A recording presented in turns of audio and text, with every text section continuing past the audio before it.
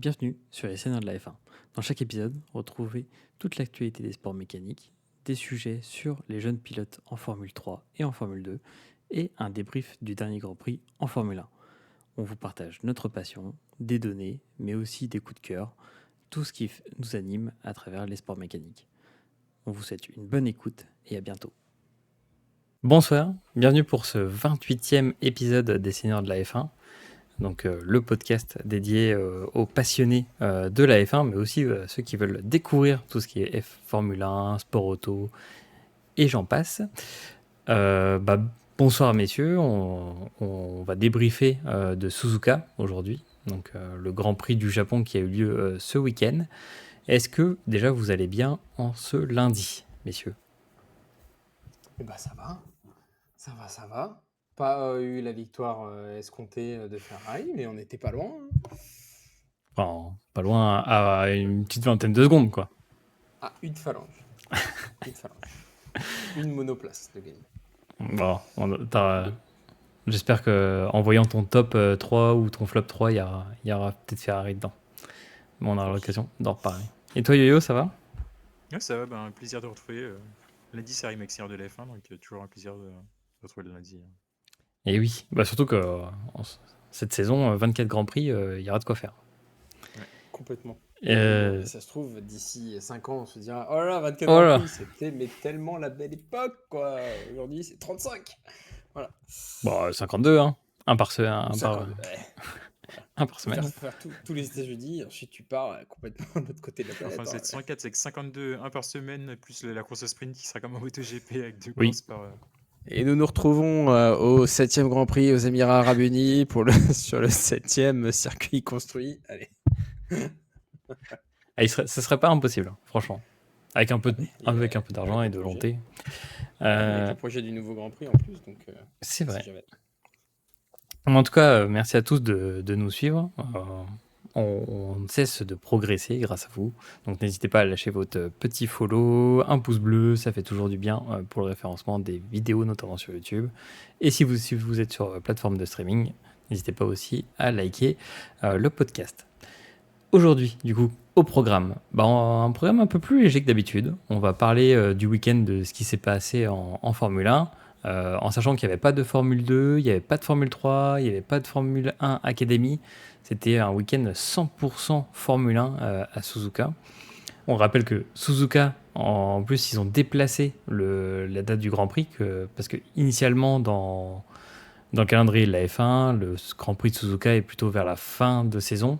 Et là, pour éviter du coup la saison des typhons ou autre, ce qui est un peu réclamé quand même depuis très longtemps, ils ont mis ça vers le début de la saison, ce qui nous a permis d'avoir un très beau Grand Prix, avec bon soleil, bonne température pour tout le monde, record de nombre de visiteurs sur le circuit, donc ça fait plaisir.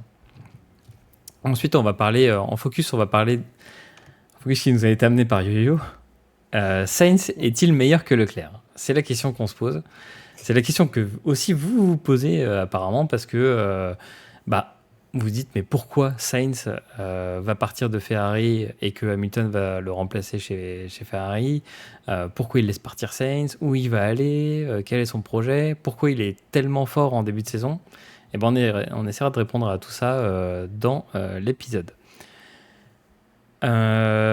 Ensuite, on va faire route vers la Chine et la suite du programme de ce qui va se passer en Formule 1 sur le reste du mois et sur les prochains Grands Prix. Et on aura notamment les pronos des seniors, mais ça, vous avez l'habitude. Avant de passer au top et au flop du week-end, on va repasser par les pronos qu'on avait fait pour le Grand Prix de Suzuka, donc les pronos des seniors. Donc si vous ne connaissez pas, en fait, ce qu'on fait, c'est que avant chaque Grand Prix, on fait un petit prono sur le poleman, la P1, enfin la position 1 à l'arrivée, la position 2, la position 3, et en bonus, est-ce qu'il va y avoir un abandon? Si oui, lequel? Donc ça laisse place toujours à des petites spéculations. Pole position. J'étais le seul à avoir mis Verstappen. Et ça, pour une fois que je gagne sur la pole, je suis plutôt content. Par contre, je me suis foiré sur le reste. P1, c'est pour Yo-Yo. C'est Yo-Yo qui remporte la P1 avec Verstappen. Alex, désolé, mais Leclerc n'a pas terminé premier. Mais facile. Et j'avais mis Sainz, donc du coup, tu vois, c'était pas loin non plus. Mm. En P2, Yo-Yo, t'étais pas très loin. T'avais mis Sainz. Alex, t'avais mis Verstappen et moi Norris. Donc pour l'instant, personne n'a eu bon sur la P2. P3, Alex, t'avais vu juste Sainz. Et en DNF, personne n'avait bon. On Dommage. est, on n'est pas passé Alors loin. que Mais... Yuki, qui est fier comme il est, là, 10ème, c'est un DNF pour le reste du plateau. Du plateau. Ouais. Non. Vu les résultats, non. Je pense pas. Et bah Ça d'ailleurs, permet un paiement sans contact de plus pour pour Visa Cash Visa Red Cash, Bull Red Bull Racing. Ouais. Du coup, si on revient sur les résultats du week-end, Max Verstappen premier. Bon, bah ça, maintenant vous le savez, vous commencez à avoir l'habitude. En plus, meilleur tour en course. Donc les 26 points, le 100% gagnant. Sergio Pérez deuxième, Carlos Sainz troisième, Charles Leclerc qui finit quatrième. Donc doublé Red Bull, doublé Ferrari. Ensuite, Lando Norris quatrième. Bonne course de Lando, on aura peut-être l'occasion d'en reparler dans les tops et les flops. Fernando Alonso, ensuite qui est sixième. Septième, George Russell. Huitième, Oscar Piastri. Neuvième, Lewis Hamilton. Et comme tu le disais, Yo-Yo, dixième, Yuki Tsunoda, qui marque enfin des points chez lui. Il n'avait jamais marqué de points sur le Grand Prix du Japon. Donc grande première pour lui. Donc, et en plus, cette année, il a l'air d'être vraiment serein et ça fait plaisir aussi à voir. Et puis dans le reste, il y avait Hülkenberg, Stroll, Magnussen, Bottas, Ocon, Gasly, Sargent. Bon, on commence à avoir l'habitude. Mm.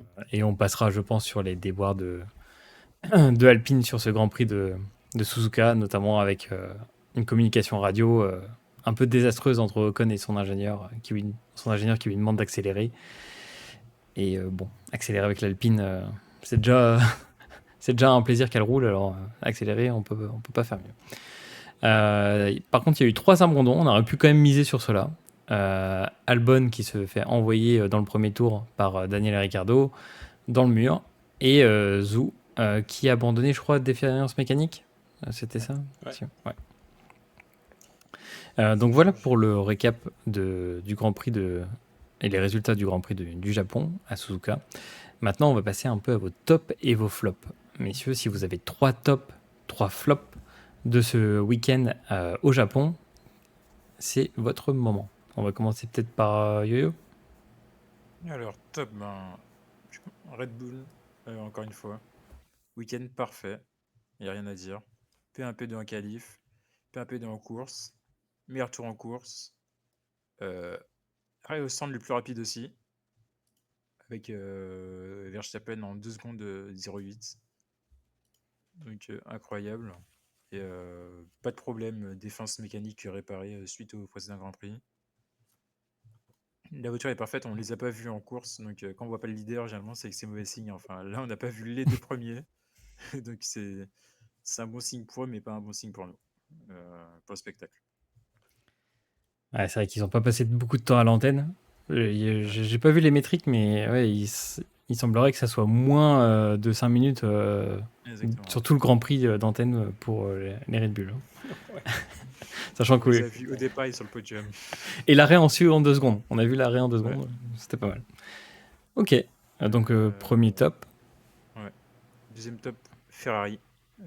Alors, Ferrari pour la course. Pour les qualifs, c'était n'importe quoi. Mais clairement, pour la course, ils sont rattrapés. Bonne stratégie. Après, on peut dire que c'est une bonne stratégie de McLaren aussi. Mais en tout cas, bonne stratégie de Ferrari. Et ensuite, mon troisième top. Après, c'est figue mi-raisin. Mais j'ai envie de dire quand même un petit outil, ça fait plaisir de le voir prendre un point au Japon avec la voiture qu'il a.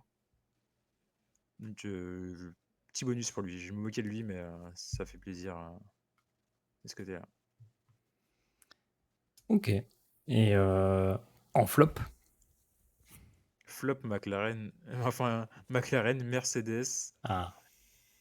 McLaren, clairement, ils sont fails sur la stratégie. Se faire undercut aussi facilement surtout par Leclerc. Leclerc qui va passer de McLaren, c'est pas normal. Encore, tu te fais avoir par une voiture, ok, mais pas par deux, c'est pas possible. Euh, Flop, qui je vais dire encore un flop? Après, on revient sur les mêmes, hein.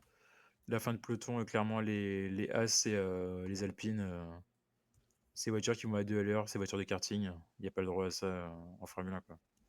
Il faut quand même s'investir un minimum. Les voitures, elles sont trop lourdes. Les moteurs, c'est moteurs de, je sais pas, on peut dire F2, F3, F4, je sais pas. Les pilotes, on les sent pas motivés, pas investis. Euh, c'est catastrophique dans tous les cas. À tous les niveaux. Il n'y a pas un pour être un pilote, en fait.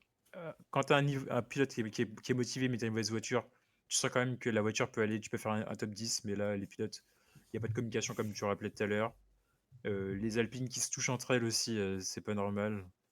Euh, Voilà, c'est catastrophique. Pour moi, c'est ça. Ouais, c'est vrai que ça pique un peu. Ouais. Ouais. Un autre flop? Oui, Non, déjà après, bien c'est celui-là. ok. Exactement. Et après, peut-être un Grand Prix du Japon, peut-être un mauvaise saison, il faisait trop beau pour un Grand Prix du Japon. Oh, vous voulez des dommages à chaque Vous voyez fois. de la pluie. Vous Non, voulez non, de la en fait, catastrophe. ce qui est bien, Grand Prix du Japon, c'est que des fois, même s'il pleut pas, tu as quand même la météo qui dit oui, il va pleuvoir à tel moment, et tu as tout le monde qui est en mode panique. Alors que là, il faisait super beau. Ouais. Et après, c'est cool pour le spectacle, la tendance aussi, le nombre de personnes qu'il y avait. On a dit que c'est un record. Là, je pense qu'on enchaîne quand même record sur record. C'est vrai, je ne l'ai pas dit, mais ça va être un top aussi, la FIA. Australie, il y a 2 semaines, qui est un record. Là, Japon, qui est un record. La F1, ça coûte cher, et pourtant, on est de plus en plus cher. On est comme sur des courses où il y a de plus en plus de monde. Des enfants qui ont leur petite pancarte pour dire à leurs profs qu'ils étaient au Grand Prix au lieu d'aller à l'école. Ça, Incroyable. c'est fort au Japon en plus. Ok, bah merci Yo-Yo pour ces top et ces flops. Alex, toi, top et Yes. flop, tu mettrais quoi? Je vais commencer par les flops. Je vais parler d'une personne que l'on apprécie énormément ici, c'est Stroll. Euh, euh, Finir P12 là où le père Alonso il finit P6 et d'entendre à la radio dire que la voiture est très lente alors que son collègue arrive à pourtant faire P6. Donc c'est que là vraiment il y a une différence de maîtrise hein, et de compétences. Je suis d'accord que c'est pas un grand prix facile. Hein, Suzuka, on a vu Leclerc en difficulté en Q, en dernière phase de qualification qui carrément on fait un tour et s'est dit ouais, je pourrais pas faire mieux quoi, allez ciao, je rentre, je retente même pas, c'est mort, je pourrais pas aller plus loin, ce qui est quand même assez rare de Leclerc, je tiens à le dire, pour le connaître, pas personnellement, mais du coup être derrière les queues. Donc, mais de là d'avoir un écart complètement différent entre les Aston Martin qui sont pourtant au même niveau qu'une Mercedes ou qu'une McLaren, c'est assez dommage, surtout pour Stroll. Euh, Moi, j'aurais mis aussi Piastri pour une raison. J'ai envie de dire, il a fait une super course. Mine de rien, je trouve que c'était top. Hein, il a bien géré comme il faut. Hein, on voit maintenant l'expérience qu'il a. Euh, mais partir à la faute. Loquer les pneus au dernier tour, ce qui lui a coûté du coup sa place par rapport à Russell. C'est là où on s'est dit que vraiment ça se joue sur le dernier tour. Et je pense que c'est aussi un manque, encore une fois, de maturité pour l'instant pour son âge, ses débuts de F1. C'est le dernier tour. Tu as quand même Russell qui est derrière, qui aussi fait des bêtises. Hein. On est apte du dernier tour, comme en Malaisie, où Russell se prend le bord de la route, du circuit. Je me dis que là, pareil, ça lui a coûté sa septième place. Sa septième place, ouais. Donc, un peu dommage. Et enfin, j'aurais mis Steak en flop, mais en progression, dans le sens où il y a une voiture qui arrive à la fin et on a eu un arrêt inférieur à 7 secondes, ce qui est une première chez Steak. Il faut quand même féliciter ça, en sachant qu'ils ont dit que tout ça sera réglé après la Chine. Donc, hâte de voir ça. Ouais, Sober Exactement. steak kick. Sober Steak. Ouais, Sober Steak, Stabilo, fluo vert, voilà, tout ça. En top, j'aurais quand même mis Yuki au premier. Voilà, c'est chez lui. P10, il arrache des points. C'est pas facile. Je trouve que pareil, quand on regarde le niveau versus un Ricardo, ça pourrait être un sujet d'ici là, le prochain, en mode on a un pilote plus expérimenté qu'à Ricardo versus un Yuki Tsunoda. Et en fait, aujourd'hui, on a l'impression que c'est l'inverse. C'est Tsunoda qui a plus d'expérience que Ricardo, qui est vraiment en difficulté, où voilà, son nom est partout, avec Liam Lawson. Je m'amusais, ça me faisait rire pendant le Grand Prix en top tweet. C'était plus Lawson comparé à Ricardo en top tweet, alors qu'il était même pas, il roulait pas ce week-end. Donc, Après, c'est intéressant. T'as eu un plan où t'as les deux là. Où t'as... Ils ont mis Regarde. Lawson juste derrière, Ricardo en train de le regarder. Ouais, c'est intéressant. Donc, c'est intéressant. Je trouve que Yuki, voilà, il s'en sort plutôt bien, mine de rien. Pas facile non plus comme circuit. Et finir P10 avec une semi-Red Bull, mais pas exceptionnelle non plus. Je trouve que c'est honorable comme prestation. En deuxième, je vais mettre Perez pour la qualif. C'est rare quand on a un Perez qui est à moins de un dixième derrière Verstappen en qualif, 0,050 globalement. C'était super, je trouve qu'il a fait une super perf. Perez, il imposait, il montrait vraiment, voilà, en fait là, c'est un circuit qui met plutôt bien. Après, le rythme de course, on a déjà fait un épisode là-dessus, c'est différent. Verstappen est vraiment au-dessus. Mais Perez, là, je trouve en qualif, il a délivré comme il fallait. Bien évidemment, là, en Q3, il a attendu la dernière minute. Et en 3, je mettrais la sécurité. Toujours. Le Grand Prix de Japon, c'est un peu dans le cœur de tout le monde. Ça fait 10 ans que Jules Bianchi est décédé, c'était la 10e année. On sait, et on l'avait répété l'année dernière, il y avait eu quand même encore quelques bêtises l'année dernière. Un tracteur qui était encore sur le bac à sable alors que les voitures étaient sous safety car. Là, ils ont décidé, ils ont pris directement la règle du drapeau rouge dès qu'il y a un petit accident. Un petit accident, là, c'était quand même Albon et Ricardo. Mais c'était vraiment direct drapeau rouge. On prend cette mesure-là pour éviter. Et je trouve que c'est pour une fois, c'est une bonne réaction de la part de la FIA. On critique beaucoup les drapeaux rouges, mais au Japon, je trouve que là, ils ont fait un super job sur un week-end qui était quand même mouvementé où on a eu de la pluie et du beau temps. Donc bien ouais, l'équipe des Marshall japonais. On t'entend plus, Nico. Toujours souligner le travail des Marshall en Ouais. F1. Et oui, ils sont nombreux. Donc, En F1, voilà pour mes tops. En F1 et aussi sur tous les sports, mécaniques, moto, auto, rallye. Si vous voyez des gens sur le bord de la route qui sont en fluo ou autre, souvent c'est quand même des bénévoles qui font ça par Alors, passion. Et... tu le dis, monsieur, mais le rallye, c'est pas les bénévoles, c'est les spectateurs qui viennent Oui, au secours c'est vrai, c'est vrai des aussi. pilotes. C'est ça qui est bien dans ce sport. Ouais, mais après, t'as des bénévoles aussi, Marshall, des fois sur le Et t'as côté. des bénévoles, tout à fait. Mais oui, c'est vrai que le rallye, c'est assez particulier. Vous connaissez mon amour pour le rallye, j'adore. Mais c'est incroyable, franchement. C'est trop fort. Dès qu'il y a une voiture qui se plante, ils se précipitent tous en mode ils poussent. Et le mec il part en trombe alors qu'il y a encore les gars sur la route. Ça, c'est génial. C'est incroyable. J'adore. Et toi alors, tes top et tes flops Nico. Alors, je pense qu'on a tous les trois le même avec Yuki Tsunoda. Moi, j'aime vraiment beaucoup. Enfin, je commence à apprécier de plus en plus le pilote. Quand on voit ce qu'il a fait dans le premier tour, notamment le côté agressif, mais le bon côté agressif. C'est-à-dire qu'avant, il avait le mauvais côté où il allait foncer un peu dans la voiture. Là, il a quand même zigzagué entre plusieurs voitures au démarrage. Il a bien pris le premier S et tout ça. Au contraire, du coup, de son coéquipier Ricardo qui a détruit la course de Williams, où Albon allait passer à l'extérieur et allait doubler. Si, franchement, il a détruit notre course. On peut le dire. Ouais, est-ce que c'est détruire quand à chaque Grand Prix il y a au moins un abandon côté Williams? Mais non. Aïe, aïe, aïe, aïe, aïe. Je tiens à dire que Sargent, il s'est mis tout seul dans le bac à sable. Il a réussi déjà à éviter le mur. Alors ça, c'est prouesse. Oh, il aurait pu finir devant les Alpines s'il n'avait pas fait sa faute. Mais justement, je voulais en venir là, c'est-à-dire qu'il était en train de les rattraper. C'est-à-dire qu'en gros, il s'est mis dans le bac à sable. Il a fait un changement de pneus. Donc du coup, il a changé ses pneus. Il a refait un tour de chauffe pour chauffer ses pneus, etc. Et après, il a réussi à rattraper. Il mettait 2 secondes aux Alpines par tour. Après. Trop fort. Dans le rythme. Là, s'il restait 5 tours à la fin de la course, il doublait Gasly et Ocon. Pour vous dire, tu vois. Pour vous dire le tracteur que c'est une Alpine. Ouais, en même temps, avec une Formule 3 aussi, ils sont pas aidés, quoi. Ah, mais c'est c'est catastrophique. Donc ouais, Yuki en top. Vraiment Yuki top. Après, je sais pas quoi mettre entre Red Bull ou Verstappen. Mais je pense que je vais mettre Verstappen parce que en vrai, dans les coms radio, je sens qu'il n'y a plus trop de cohésion dans Red Bull, mais que Red Bull existe grâce à Verstappen aussi. Mm. Parce qu'en gros, mais il est incroyable. Euh, Là, moi, je regardais au Japon, là, j'ai regardé juste les datas.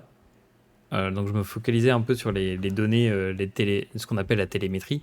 Et pour nos chers auditeurs, la télémétrie, vous avez chaque relevé à chaque secteur. Et dans un secteur, donc le secteur 1, secteur 2, secteur 3, il y a ce qu'on appelle des mini-secteurs et qui permettent de voir la performance des pilotes dans les mini-secteurs. Et c'est comme ça qu'on arrive à voir le rythme de course. Bah, ça, on vous le précisait dans la vidéo qui est dédiée à ça. Et il était incroyable parce que il avait un rythme de fou furieux. Et quand il relâchait un tout petit peu, et que Pérez commençait à avoir lui son rythme, parce qu'à mon avis, il sentait qu'il y avait moyen, et ben, tout de suite, il l'achevait. Et il faisait 3 tours qualif, comme ça. Et en gros, il regagnait des fois son avance comme ça. Mais c'est dans la gestion des pneus et tout, enfin, il est incroyable. Franchement, je commence de plus en plus à apprécier le côté vraiment expert de Verstappen. Mais ça s'apprécie avant tout. Et je vous recommande ses streams sur Sim Racing. Il- Et sur FIFA aussi, c'est Et sur incroyable aussi. FIFA, il est tout aussi incroyable. Euh, Sur iRacing. et sinon, en autre top, bah, en autre top, je sais pas qui je mettrais, mais franchement, moi j'aurais mis le père Fernando. Genre Alonso, mais il est d'une constance. T'as l'impression que là, il est en train de faire. Il fait ses bails cette année. Il est en train de se dire, oh bah vas-y, je vais me faire des petites pointes et puis je vais aller essayer de les chercher. Mais tu sens qu'il domine sa stratégie et qu'il emmène un peu toute son équipe à lui. Pas toute la team, malheureusement. Pas tout Aston Martin, mais son équipe à lui. Et que c'est lui qui leur ramène déjà tous les points, donc il fait vraiment tout. Après, en flop, flop Ricardo, en vrai. C'est triste, hein, je trouve. Il essaie de se battre, tu vois il est là en essai libre, qu'il est là en qualif. Enfin, qu'il essaie d'être là en qualif. Mais en vrai, tu sens qu'il est à la limite. Et en plus, qu'il fait des erreurs qu'il faisait pas avant. Ouais. Après, j'osais pas le mettre, mais je vais le mettre quand même, les Alpines. Bon, ça, il n'y a pas besoin de détailler. Hein. Là, je pense on est tous d'accord et vous en avez déjà parlé. Mais c'est vraiment désastre land. Et je pense que ce qui m'a terminé, c'est vraiment la communication de l'ingénieur. Tu peux pas dire à quelqu'un, à un Ocon qui est dans le fin fond et qui essaie déjà de se battre avec sa voiture, tu peux pas lui dire vas-y push quoi.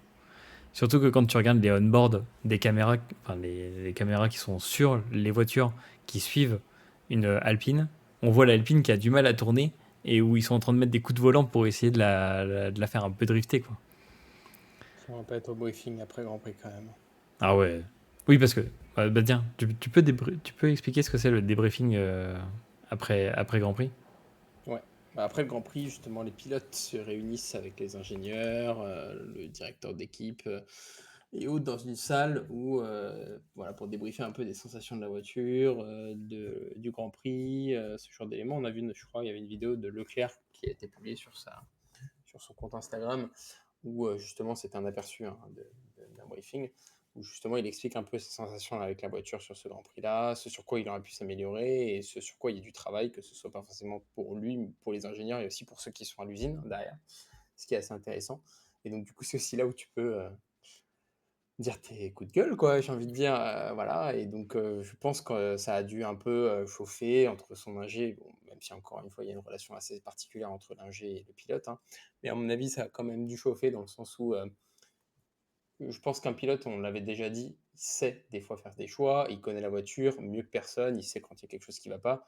Par exemple, à l'époque, un Raikkonen, il avait fait quelques tours de piste et il avait détecté quelque chose qui n'allait pas dans la monoplace. Ils avaient fait une analyse, ils avaient rien retrouvé, ils ont envoyé la voiture à l'usine et effectivement, il y avait un défaut qui était sous le fond plat, un truc fissuré, etc. Il n'y avait que Raikkonen qui pouvait le sentir. C'est une âme de pilote. Je pense que, genre, par exemple, un Ocon ou un Gasly, tu sais que tu fais tes tours, tu sais que tu es dans ton rythme, que tu donnes le meilleur de ce que tu as à donner, quoi. Et qu'en fait, quand on t'entend ça, en sachant que tu es conscient que tu es au maximum, avec une voiture telle quelle, ça fait mal, surtout sur un pilote qui a quand même gagné un Grand Prix, qui a été habitué à une voiture un peu plus compétitive, ça fait mal. Effectivement, en F1, il y a eu des fois des pilotes qui avaient une voiture pas exceptionnelle, mais les pilotes n'étaient pas non plus exceptionnels, et qui maintenant, aujourd'hui, le sont dans d'autres disciplines. Je pense par exemple à Marcus Ericsson. En F1, il était catastrophique, et aujourd'hui en IndyCar, c'est une frappe.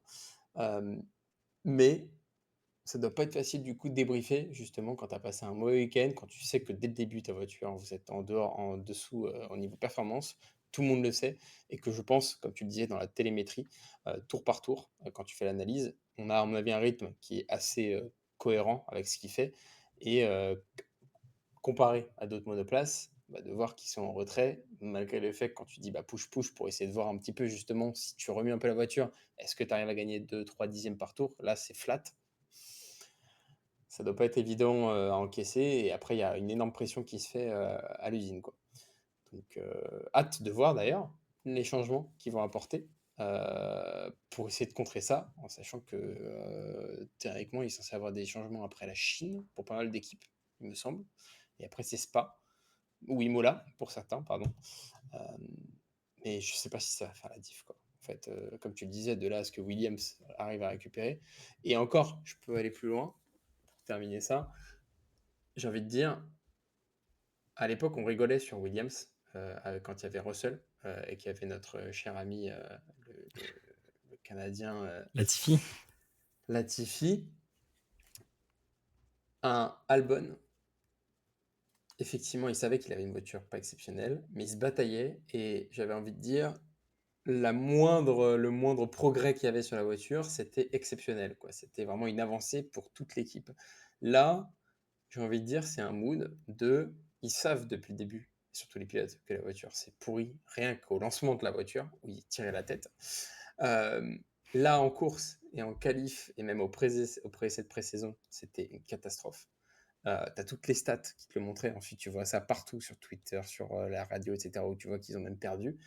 À la radio, ils disent que c'est encore pire que l'année dernière. Même le pilote le ressent. En fait, c'est là où tu te dis que c'est un peu compliqué et que là, le travail, il est énorme, ou tu prends un parti pris, c'est d'attendre l'année prochaine. Et j'ai envie de dire que Williams avait même plus de panache, dans le sens où ça se bataillait. Par exemple, voilà, on se souvient tous de Spa, où le, euh, le Russell a fait P3, il me semble, sous la pluie. P2. P2, sorti de nulle part. Je vois mal une Alpine, même si J'étais on connaît là. les talents d'Ocon. Ouais, t'étais là, il n'y a pas eu Grand Prix ce week-end M'en là. fous. Williams On voit devant, mal moi j'en un fous. Ocon. Ah oui, on voit mal un Ocon qui pourtant est à l'aise sous la pluie. On rappelle en Turquie, Ouais. exceptionnel. Un 32 pneus, le mec a fait tout le Grand Prix. Je me vois mal un Ocon aller chercher une super position avec la voiture actuelle qui, effectivement, quand tu regardes, est un désastre d'aérodynamique. Bah tiens, Ah, ah, prenons le pas. Ah, pardon, vas-y. ouais, tu vois, ça peut être un sujet, mais déjà, rien que le fait que tu aies une partie de ta structure à Virgy-Châtillon et où tu as Enstone, c'est impossible de travailler sur une voiture. Il faut que tu importes des pièces d'un pays à un autre, que tu n'as pas testé l'implication des pièces dans la partie moteur. Quand tu regardes, toutes les grandes écuries ont tout basé au même endroit et développent tout au même endroit. Moi, j'aurais fait un appel. Hein. C'est The. Il faut pas l'oublier, les gars, parce qu'il y a une surprise pour 2026. Il y a eu une marque qui revient. Ouais, C'est Lotus. Hello. Allô. c'est ça. Lotus Renault, enfin Lotus Alpine cette fois-ci, ça Oui. serait bizarre, mais bon. Mais Lotus, ils ont quand même leur expérience. Et oh, ce serait pas mal Ah d'aller oui, chercher, quoi.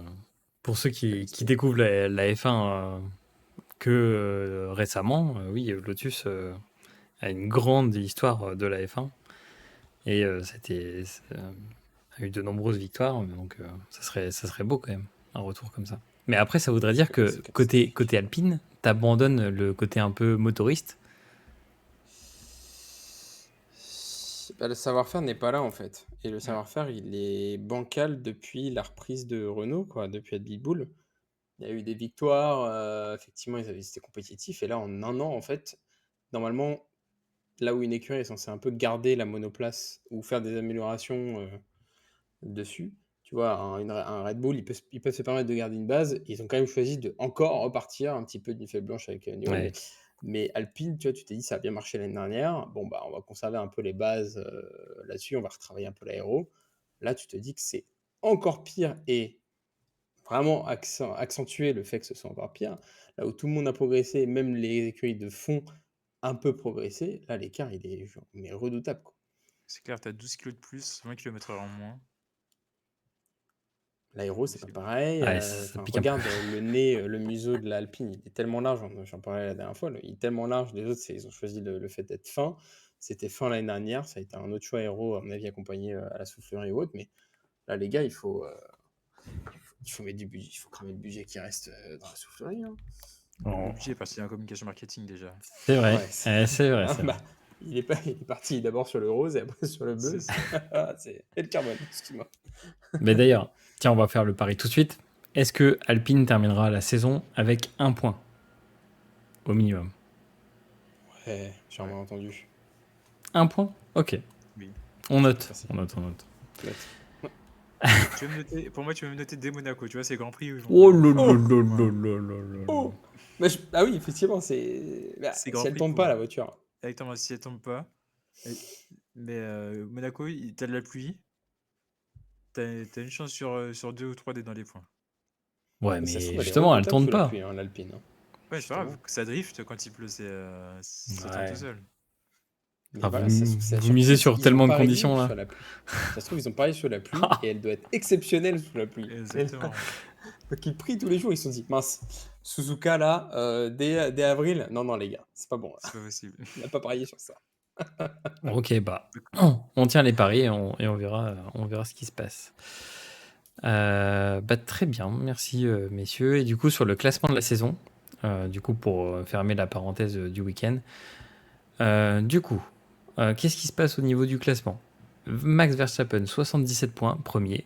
Sergio Perez, 64 points, deuxième. Charles Leclerc, troisième, 59 points. Carlos Sainz, 55e. 55. Quatrième avec 55 points, pardon. Lando Norris, 5e avec 37 points. Et Oscar Piastri, qui est 6e avec 32 points. Notre cher Russell, Alonso, Hamilton suivent ensuite. Stroll, Yuki Tsunoda, le Birman qui est du coup toujours au classement, normal, il a marqué 6 points quand même, il faut pas l'oublier. Et pour terminer dans les gens qui sont dans les points, les deux As avec Nico Hülkenberg et Magnussen. Au niveau des écuries, l'écurie Red Bull, 141 points, 21 points d'avance sur Ferrari, ce qui est quand même pas mal, parce qu'on se rappelle que l'année dernière, l'écart entre le premier et le deuxième était gigantesque. McLaren qui suit, belle continuité de la saison dernière, McLaren, donc c'est vraiment pas mal. Mercedes ensuite, Aston Martin, Red Bull, Honda, enfin c'est Red Bull Racing, Honda, Visa Cash, on commence à connaître le nom ici. As qui ferme la marche avec les écuries avec des points, et après les trois écuries sans points, Williams, Kik, Sauber et Alpine. Voilà pour les classements. On parlait tout à l'heure du classement des pilotes avec Leclerc-Sainz. Eh ben, ça va être le moment de passer à notre sujet focus du jour. Sujet focus sur Sainz est-il meilleur que Leclerc? C'est le débat qu'on a voulu lancer ce soir. Contre ma volonté, l'audience, contre ma volonté. Oui, c'est vrai que c'est entièrement contre la volonté de notre supporter de Ferrari. Mais autant te le dire tout de suite pour ce sujet focus, tu vas devoir choisir. Merci. On sait déjà, à mon avis, qui tu vas choisir, mais tu vas devoir choisir. Et c'est ça qui va être délicat pour toi. Présentation déjà des deux pilotes. Je vais vous présenter Charles Leclerc. Charles Leclerc, il est né le 16 octobre 1997 à Monte-Carlo, Monaco. Monégasque, du coup. Sous pavillon monégasque, aussi en F1. 32 podiums. Donc, du coup, on va parler quand même des deux pilotes Ferrari, pour ceux qui ne sont pas au courant. 32 podiums, 1133 points au total, 129 Grands Prix, 0 titre de champion du monde, faut quand même le préciser. Il a terminé 5 fois premier et il a déjà fait des pôles. En face, Challenger, Carlos Sainz. Carlos Sainz, il est né le 1er septembre 1994 à Madrid en Espagne. Il est donc espagnol, 21 podiums, 1037,5 points, oui, parce qu'il y a eu Spa. Le seul Grand Prix où il y a des demi-points de partagés. Il a fait 188 Grands Prix, 0 titre de champion du monde, 3 fois premier et meilleure place, la pole. Carlos Sainz, Charles Leclerc, on a quasiment le même nombre de points, quasiment à 2 saisons près, 2-3 saisons près, le même nombre de Grands Prix. On a quand même 5 victoires pour Charles Leclerc, 3 pour Sainz. Messieurs, qui est votre top pilote entre ces deux cadors de Ferrari? Est-ce qu'on laisse d'abord Yo-Yo et puis après Alex, tu devras faire un choix. Si vous voulez. Alors moi, Vas-y. tu m'as posé la question 5 ans en arrière, je t'aurais dit, il y a une différence Leclerc largement. Leclerc, c'était le successeur digne de Vettel, quoi. Tout le monde voyait champion du monde, voire 2-3 titres. Il avait toute la carrure, il était monégasque. C'est un pilote en devenir, en F2, F3, il a un beau palmarès, rien à dire. Par contre, je pense qu'il y a une cassure, je sais pas si c'est l'année dernière ou l'année d'avant, au moment où il a perdu son titre, où il s'est fait dépasser par Verstappen. Là, je pense que Sainz, je sais pas si c'est le fait qu'il a la pression, il se dit bon, ben, l'année prochaine, j'ai pas de volant, faut que je fasse quelque chose, faut que je me monte. Mais tu sens que c'est lui qui lead Ferrari. Euh, D'une part, quand il pilote, tu l'entends parler aux ingénieurs, c'est lui qui fait la stratégie. Leclerc, il est plus en retrait, il va plus parler, plus râler, dire ma voiture ne fonctionne pas, etc. Alors que Sainz va chercher justement l'optimisation, même si Ferrari l'écoute pas toujours alors qu'il a la bonne stratégie. Cette année, il nous a montré qu'il a pu gagner une victoire. La semaine dernière aussi, c'est lui qui gagne la victoire de Ferrari. Ça fait 2 ans, c'est lui qui gagne la seule victoire du Ferrari sur la saison. Euh, Avantage Leclerc pour les pole positions. Clairement, pour moi, sur un tour, Leclerc reste meilleur. Mais sur la course, rythme de course, on est sur un Sainz qui est plus complet. Et puis, cette année, il y a quand même 4 points de retard sur Leclerc. Parce qu'il a arrêté une course à cause d'un appendicite. Hein. Donc, si on prend les 6 points de Burman ou s'il aurait fait la course, il serait, je pense, devant Charles Leclerc. Aïe, aïe, aïe, aïe, aïe. Donc pour toi, est-ce que, si on reprend la question, est-ce que Sainz est meilleur que Leclerc? À l'heure actuelle, oui. Comme je Ok. disais, il y a quelques années, j'aurais dit non. Clairement, il y a une différence qui était notable entre les deux, leadership, gestion de la course. Leclerc est clairement une voie royale. Et il y a eu une cassure qui s'est faite pour moi. Et à l'heure actuelle, Sainz est meilleur. Mais ça peut changer, Alex. Alex, c'est ton moment. Tu es dans la peau de Vasseur. Qui tu mets en numéro 1, même s'il aime pas faire ça, notre cher Frédéric Vasseur. Qui tu mets en numéro 1 pour toi? Est-ce que Leclerc est meilleur que Sainz? Est-ce que Sainz est meilleur que Leclerc? Bah, je vais répondre avec une simple réponse. Je suis Vasseur. Voilà. Écoute, il y en a un qui reste dans l'équipe l'année prochaine. Hein. C'est Leclerc. Allez, fais le focus avec un hop. C'est Leclerc. Et je suis vraiment attristé de ce move. D'ailleurs, de faire rentrer Lewis. Tu me reposes l'année prochaine la question. Ce sera encore plus Leclerc que Lewis. Mais effectivement, comme le disait si bien Yo-Yo, étant grand fan des Charles Leclerc, ce qui est dommage avec lui, moi j'aime bien comparer personnellement Leclerc à Bottas avec sa malchance. Leclerc, il n'a pas de chance sur beaucoup de choses. Les stratégies à chaque fois, les arrêts au stand ou ce genre de choses, ça tombe toujours sur lui. Sainz a toujours un peu plus de chance. Je ne dis pas que Sainz n'est pas talentueux, bien au contraire. j'ai envie de dire, effectivement, jusqu'à présent, Leclerc dominait. Et effectivement, il a dominé. Le choix a été fait sur lui il y a des années quand il y avait encore Vettel chez Ferrari. Où voilà, Vettel disait bah, tout est fait pour Leclerc, effectivement. Et donc, il est parti chez Aston. Mais on le dit, hein, les seniors, depuis le début d'année, depuis que maintenant la Sainz est au courant qu'il se barre, on a un autre Sainz. Après Supermax, on a un Super Sainz. On ne l'a jamais vu comme ça. Il est à l'aise en qualif, il vient challenger du Leclerc, il est présent. J'ai envie de dire c'est un Perez bis, sauf qu'à l'inverse de Perez, il donne vraiment ce qu'il a envie en course. Il montre vraiment de quoi, voilà, de tout ce qu'il peut donner, toute sa force, son expérience et tout ce qu'il a appris de son père et de lui. Aujourd'hui, ça va être dur. Charles, sorry. Mais effectivement, je dirais que Sainz là est au-dessus. Ça se voit en course, ça se voit, le rythme, c'est différent. Même si Charles a fait une super course à Suzuka, parce que finir P4, c'était pas facile avec à partir de P7. Mais là, Sainz est au-dessus. Il arrive à mieux gérer ses pneus. Enfin, c'est naturel. C'est naturel là, ce qui se passe. Je me dis que là, il fait tout, Sainz, pour aller rentrer dans une autre écurie. Mais c'est dommage qu'il n'ait pas fait ça avant.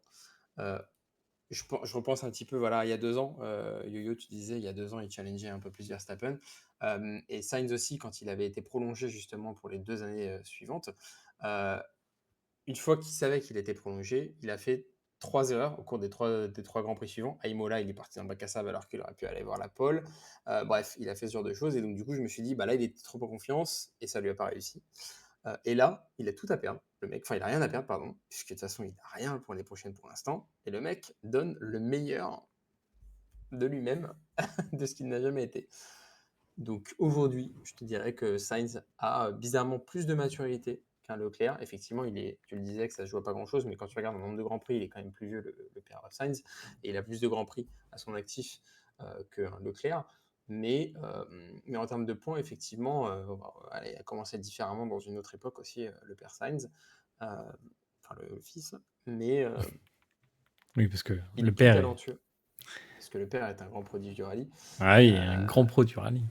Ouais, qui avait Paris-Dakar, fait du etc. bob cette année, mais Sainz là a plus de maturité, a plus de confiance en la voiture. On le sent mieux gérer ses pneus, aller plus loin. Quand il a envie de claquer ses tours, il claque ses tours. Enfin, on l'a vu en Australie. Bam, le mec en dur, allez que ça tape, et que ça tape, et que ça tape, tour par tour, meilleur tour. C'était un super Sainz. Donc j'ai envie de dire oui, jusqu'à preuve du contraire. Ou encore une fois, quand il aura son contrat, hâte de voir s'il y a un changement de comportement, un changement de pilotage, dans le sens où, bon, bah, de toute façon, quoi qu'il arrive à la fin de l'année, je suis plus chez Ferrari, donc je m'en fiche de foutre en l'air, donc je peux repousser les limites. Ou, alors maintenant j'ai une nouvelle écurie, je veux quand même donner le meilleur de moi-même pour montrer ce que je vaux pour la prochaine écurie. Et donc, la même situation qu'il y a 2 ans, bah, je veux montrer ce que je vaux pour Ferrari et finalement faire des erreurs un peu bêtement. Hâte d'avoir cette réponse. Je l'espère, avance pas avant Ah, justement la trêve estivale où on a un peu tous les gossips. Ouais. du coup, question. Vous voyez où Sainz? Quelle écurie pour Sainz l'année prochaine? Prenez les Alors paris. moi, j'avais posé la question justement avant que tu la poses, mais est-ce que vous voyez pas Sainz chez Red Bull? Je m'explique. Le père est en Dakar, chez Audi, avec un Je vous dis. sponsor Red Bull. Le fils donne tout, et, avec la voiture qu'il a. Bon, certes, les deux Red Bull sont pour l'instant dominatrices, mais un Perez qui lâche durant la saison, on peut très bien retrouver le fils aussi chez Red Bull en F1. Tout en sachant que Sainz, pardon. Sainz a commencé sa carrière Formule 1 sur une Scuderia Toro Rosso, Exactement, donc dans les girons Red Bull. Donc, tout qui à fait. est du coup l'ancienne Racing Bull de Visa Cash. Et ben c'était ça, le nom, c'était Toro Rosso. Du coup, c'est vrai que ça peut revenir aux origines, sachant qu'il a déjà aussi couru avec Max Verstappen, si Verstappen reste côté Red Bull. Bah, Je sais pas, parce qu'effectivement, il y a plein de spéculations de ça y est, maintenant, on aura le plein pouvoir sur Red Bull, la famille Verstappen cherche à bouger. Il y a, à mon avis, des discussions à droite à gauche. On est bientôt sur une nouvelle saison avec une nouvelle monoplace, et donc, du coup, on peut recentrer, revoir un peu le besoin du pilote, donner le meilleur de soi-même, etc. Imagine demain, voilà, Verstappen part chez Mercedes, à la place de Hamilton qui part chez Ferrari. Il y a une place qui se libère chez Red Bull. Un Sainz, il va pas retourner chez Williams, même si Albon, c'est quelque chose qu'on peut proposer. Je vois bien, top team, un Sainz, s'il doit bouger, c'est sûr que c'est top team, parce que voilà, il a montré ce qu'il pouvait, ce qu'il valait, et il n'a pas envie de redescendre, pas comme un Bottas qui est plus calme, plus centré sur d'autres business, etc., ou un Ricardo. Tu peux pas virer du Stroll sur Aston Martin, c'est dommage. Donc c'est McLaren, mais j'y crois pas. Même s'il était déjà collègue avec Norris, ils peuvent pas virer Piastri. Non, Renault non puis plus. ce serait le Haas non pire plus. move. Ce serait le pire move. Donc je vois que Mercedes ou Red Bull. Et Mercedes, Moi, je vois bien Sauber, par contre. C'est bête, mais avec l'arrivée d'Audi, Ouais. le père qui est déjà chez Audi, tu veux faire un gros truc, tu prends un top pilote. Certes, il sacrifie un an où tu prends cher, et derrière, tu vas chez Audi qui va mettre les moyens. Ça peut être possible aussi. Ah ouais, après il y a c'est. aussi le fameux mot de tu sais que tu es second C'est ça. pilote, comme un Bottas. Donc tu sais que tu seras toujours potentiellement second. Et donc, tu vas dans une écurie où tu vas tout leur apprendre. Audi, je crois qu'ils voulaient de base imposer des pilotes allemands par défaut. Mais après, ça se renégocie, bien évidemment. Quand tu as un champion, c'est quand même quelque chose. Ah, ça. Mais pourquoi pas, effectivement. Mais je le vois mal y aller comme ça, en connaissance de cause, en sachant que c'est du début, on commence à zéro, quoi. Trouve-moi le contraire. Yo-yo, on prend le pari. Ah bah, le pari, on l'a. Enfin, on a tous regardé Brown GP. Ils sont partis de rien. Les pilotes leur ont fait confiance. Et première saison, victoire. Donc, Williams 2026. Williams 2026. aussi. Moi, j'y crois. Ouais. Hein. Bah, c'est le pari que fait Jost, donc Ah, James. Il va Non, nous conduire 2026, jusqu'à. tout le monde promet. Tout le monde promet tout pour 2026. Alpine promet une belle voiture. Ferrari promet une belle voiture. Et au final, on va Ouais. se retrouver avec une Red Bull. Il y a un McLaren aussi. On va se retrouver avec une Red Bull encore première avec 3 secondes d'avance. T'as dit une belle voiture, t'as pas dit une voiture performante. Oui, pas de performante balle. aussi. Ok, c'est pas que carbone. Non, mais oui, donc je pense que, je sais pas, Sainz, en tout Je- cas, je le vois, j'aimerais le voir en haut plus tard, mais j'ai peur qu'il soit toujours second, comme il l'a entre guillemets toujours été, même si à un moment donné, quand il était chez McLaren, il pouvait montrer ce qu'il valait. Ouais. Bah, si on refait son parcours, 2015, arrivé chez Scuderia Toro Rosso. Ensuite, il a fait Toro Rosso de 2015, 2016, 2017. 2017. Ensuite, 2018, il chine chez Renault. Renault Sport, du coup, à l'époque. Ensuite, il a. En 2017. Ah, il a fait une demi-saison, oui. Demi-saison Scuderia Toro Rosso. Ensuite, de Renault en 2018, McLaren en 2019, McLaren en 2020, arrivé à Ferrari en 2021, 2022, 2023, 2024. Donc là, c'est la première fois qu'il reste aussi longtemps dans une écurie. Hein. Et la C'est suite. quand même pas mal. Et Charles Leclerc, lui, c'était Alfa Romeo en 2018, Alfa Romeo Sauber, Scuderia Ferrari, Scuderia Ferrari, Scuderia Ferrari, Scuderia Ferrari, Scuderia Ferrari et Scuderia Ferrari. Tu Voilà. pourras encore le rajouter pendant quelques années quand même. Ouais, mais ce qui montre que, genre, comme tu disais, il est là pour rester longtemps et que, en gros, c'est lui qui va dicter un peu le truc, quoi. C'est un futur un peu Verstappen-Hamilton, hein. C'est la génération de Verstappen, donc c'est des gens qui sont là pour longtemps, quoi. Jusqu'à ce qu'il y ait une génération future qui soit encore meilleure que Verstappen et Leclerc Ouais, qui Birman. arrive.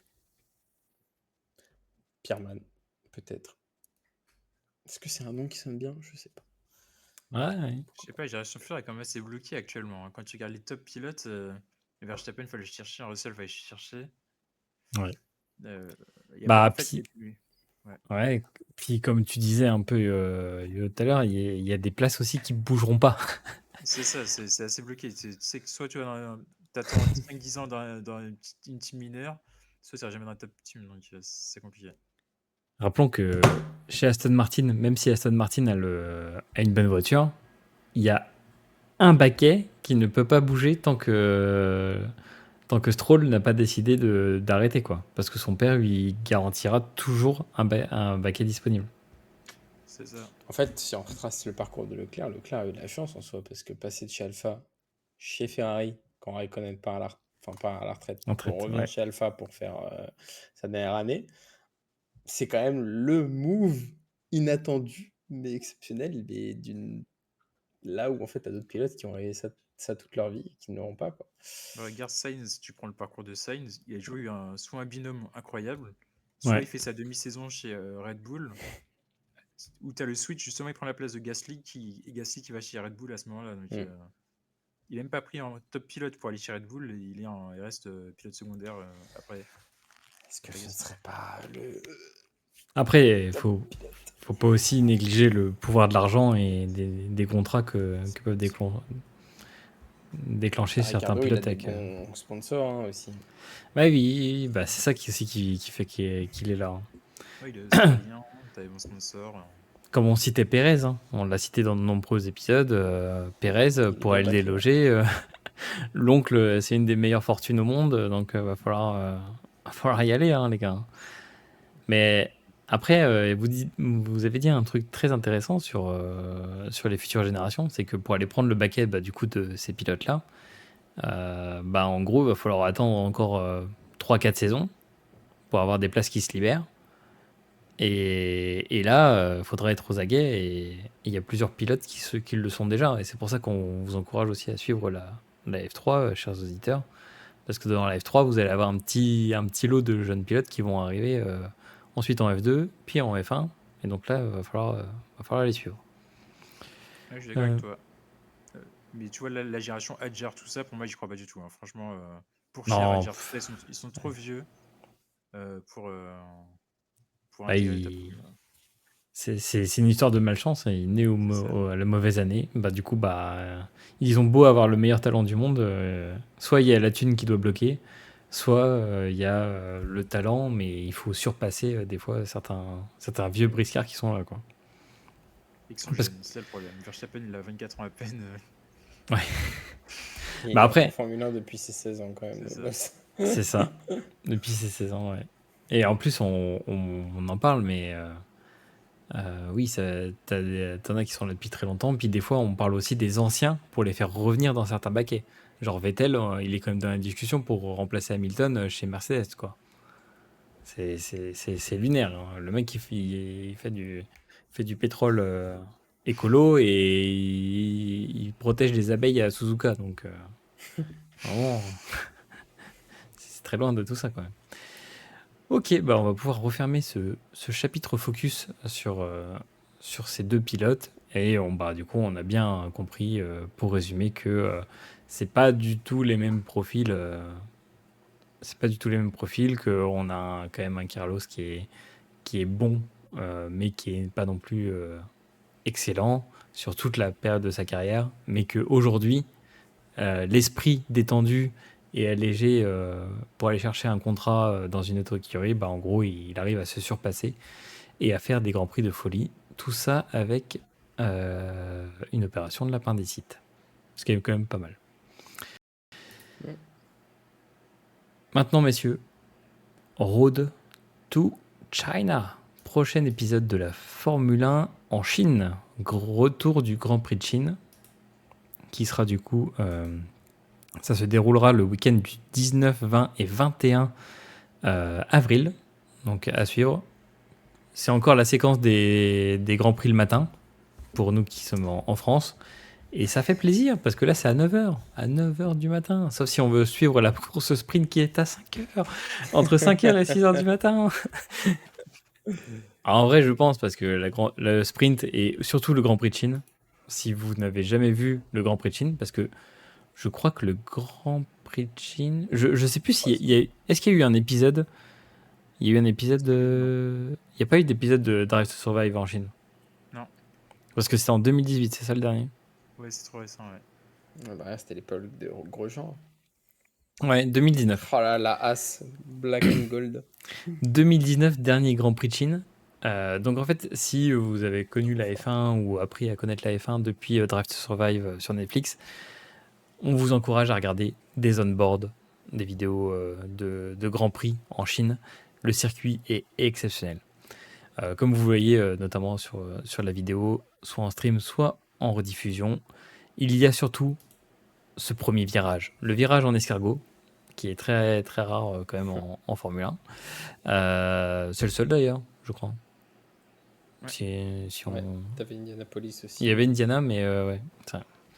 Donc il y a 4 virages qui se succèdent et qui, je pense, avec ces Formule 1 modernes, vont donner un peu mal à la tête à force de faire des tours, parce qu'il y aura 56 tours. Il y a une énorme ligne droite entre le virage 13 et 14, avec notamment une zone DRS. Donc il y aura 2 zones DRS. Donc c'est le premier Grand Prix en 2004 sur le Grand Prix de Shanghai en Chine. Le tour le plus rapide 2004, donc par Michael Schumacher en 1:32 238. Donc on est à peu près sur les mêmes chronos par tour que Grand Prix de Suzuka, c'est pour vous donner un peu une ordre d'importance.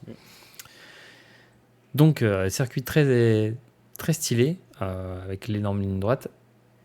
Maintenant, on va passer à ce que vous attendez tous, les pronos. Vous avez eu le temps de réfléchir pendant cette présentation. Quels sont, messieurs, vos pronos? Donc on va passer sur la pole position, P1, P2, P3 et le DNF. Yo-Yo, quels sont tes pronos pour le Grand Prix de Chine? Allez, je vais mettre Max parce que j'ai mis Leclerc, ça m'a pas souri donc. Alors déjà, si je reviens sur la présentation du circuit, le Grand Prix de Suzuka c'était 100% Red Bull, quasiment.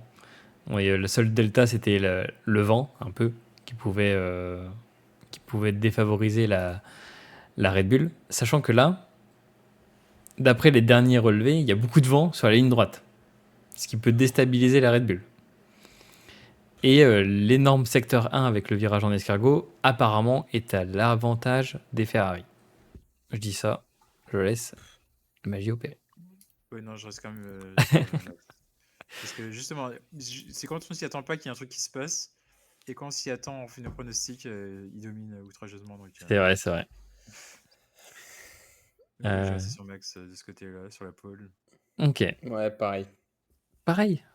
Ouais. Ok. En fait, le circuit est quand même fait Red Bull. Exactement, ouais. Trop rapide et la Red Bull en virage, elle cartonne. En fait, c'est pas le temps l'escargot. L'escargot, je pense que c'est plus effectivement Ferrari. Mais après, c'est à l'enchaînement de S que moi j'adore. Et là, c'est full la haute vitesse. Red Bull, ils sont au-dessus. Ouais, le fameux enchaînement là dans le secteur que vous voyez en bleu Ah là. à l'image. C'est Très haute vitesse. Ouais, là. Et là, de ce qu'on a vu à Suzuka, la Red Bull, elle envoie quand même du lourd. Ah ouais.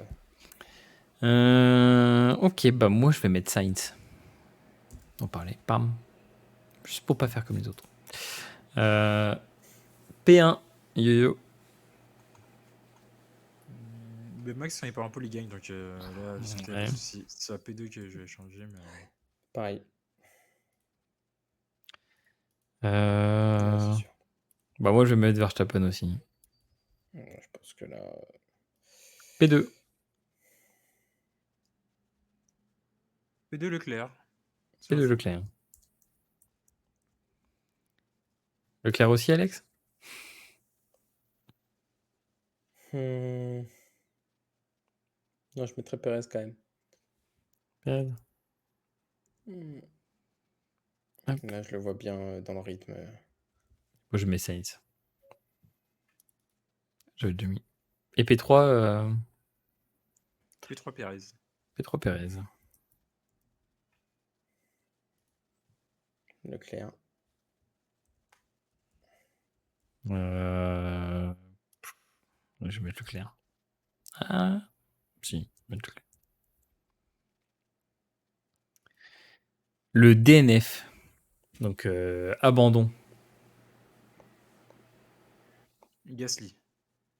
Wow, Il a eu wow, la wow. chance ce week-end, mais la foot frappe jamais deux fois le même endroit. Donc, Enfin, la Alpine en DNF. Attention.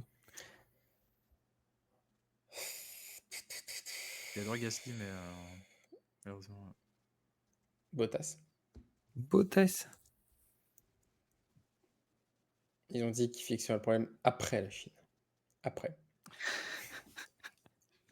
Justement, ils prennent tellement de temps à changer un pneu que tu bats des DNF. Ouais, bah, et franchement, C'est c'est chaud. Mais tu sais que c'est à cause du problème des quoi coups. des boulons, ouais. Des Ouais. boulons, ouais. Euh, Bah, il met un Magnussen. Ça Il va se mettre sent. Sargent.